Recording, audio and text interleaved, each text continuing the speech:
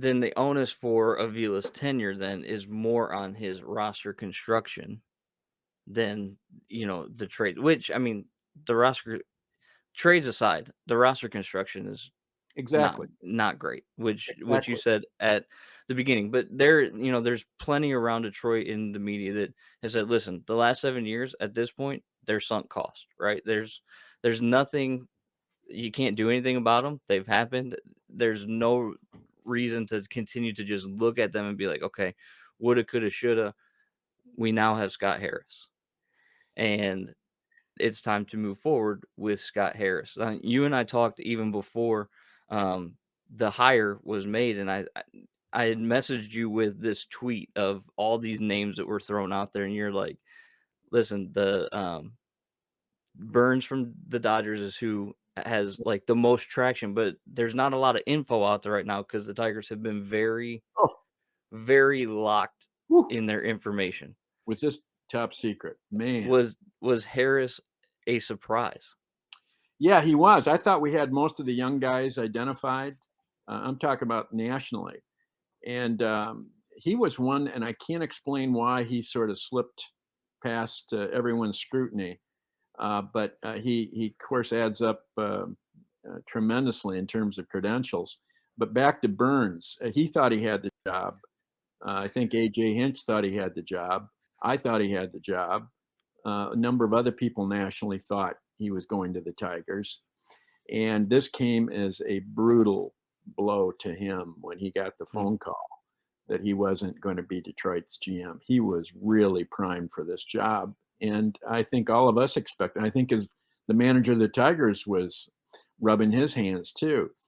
But I think they also, AJ, I think they got a tremendously bright and baseball astute kid. And I'm going to say kid because he's 35, 36. he's my age, which, Yeah. you wanna feel a little insignificant. Oh, Here I no. am on a blog and he's running a baseball team, but But my goodness. that's a great time to hire because people are Right. usually blossoming and really hitting their point of fruition at about that age professionally. Mhm. And what I kept saying about the Tigers was everybody wanted Theo Epstein and they wanted to hire Luno and they wanted all of these people whose names Mhm. already were established. And I said, why don't the Tigers find their own Theo Epstein, their Right. own Andrew Friedman, their own Mike Elias? And they have endeavored to do just that. And I think they got, frankly, a pretty good chance to have their own industry standard here because this kid is not only, I keep using that word, this gentleman is not only extremely bright and accomplished, and it's not because of diplomas he's getting hired. Anybody that tosses that out is just playing nonsense games. Mhm. He's got a brilliant baseball background now after 10 years with some very sharp people. And all of that, I think that insight that does help on the business side, you've got to figure out whether somebody is worth extending or not. The Tigers haven't been very good at that.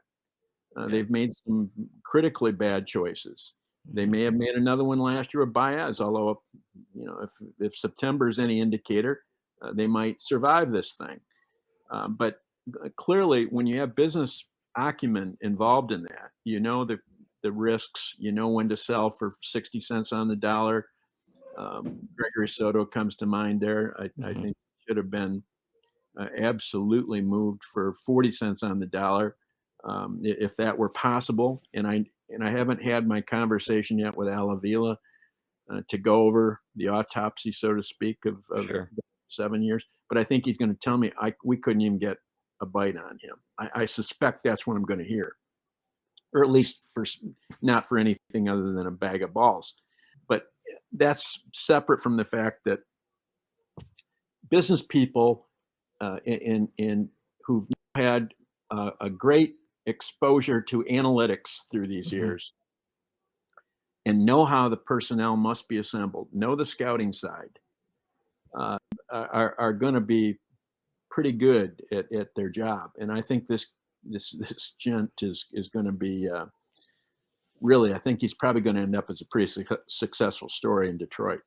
Yeah, and you said something that kind of resonated with what they said in the press conference. Even in the press conference, they said you can try and replicate what everybody does, but it's Right. not going. You're not going to do it as well. So going Exactly. after a name like a Zaidi or a Friedman or a Theo Epstein, innovate with somebody like a Harris who is, what he I forget the exact quote, but like he's concerned with innovation. He wants to Yeah. innovate, which is exciting, especially when you're coming off of what we've come off of. I did think it was kind of telling though, and you'll have a little bit more to say about this, but I'm sure you caught the smirk in the press conference when he talked Mhm. about the Giants' view of the Tigers farm system. Yeah. Uh, how telling do you think that is, and how concerned should Tigers fans be? Oh, I think he probably wasn't being quite as mocking there as some of us it may have written it. But I do think he understands they're at the bottom 10 now of all minor league teams. That's because so many of these guys obviously noted Torkelson and Mhm, Green. They're real thoroughbreds are already now in Detroit. But he understands that this system right now is the problem and has been the problem for 40 years. And it has been. It's been a problem since the 70s when Trammell and Gibson and Whitaker and Parrish and Morris and Petrie and all those guys were drafted all in one big clump. And the Tigers haven't come close to replicating that in any kind of a draft for all these years. So he probably has seen that very superficially and certainly saw it with the Giants. Every team, AJ, knows each other's mhm, rosters and their minor league systems intimately. There aren't any mysteries out there. There can't be any more in baseball. So they know it very, very, very comprehensively from A to Z what the Tigers have and don't have. Now, what they are also going to know is in 2 years, son of a gun, there was a little more talent there than we thought. sure. There was Colt Keith, and there was Jace Young, and there was Parker Meadows, maybe, and there was maybe Dingler or maybe Crouch, or you could, and of course, the pitching, and that's one thing I'll give Avila credit for. Even in this catastrophic year where they lost pitchers by the week, their pitching held up pretty well this year. Did. Now, Yeah, if you're going to nail him on one thing, you got to credit him on the other. And they've for got a sure. lot of arms in the system. Flores is going to be a top of the rotation guy down in Erie. Um, Ty Madden has a chance to be really pretty good. We forget about Faedo. We forget about Mhm. all these guys coming back next year. Turnbull. Turnbull, yeah. Um, they've got a lot of pitching. Reese Olson down at, I don't know if he's going to end up as a reliever or as a Who starter, they but got it's who they got for Kinsler, if I'm not mistaken, correct? they got Reese Olson in the Daniel Norris deal. And Norris, that's right. Yes. Yeah, and Joey Wentz is really going to be a Mhm. factor here. Well, that's suddenly Avila's going to end up getting a little more credit than people have been inclined to give him as he's gone out the door here because he did trade for some pretty crucial pieces. Alex Lang is Mhm. not half bad at all. Mhm. They got some help here, and they're going to have it on both sides. They're still deficient in my estimation in terms of the slugging outfielder. Now, Meadows has a chance based on what he's done at Double A this year Right. to be a center fielder, and that moves Riley Green to left. That would be an ideal situation.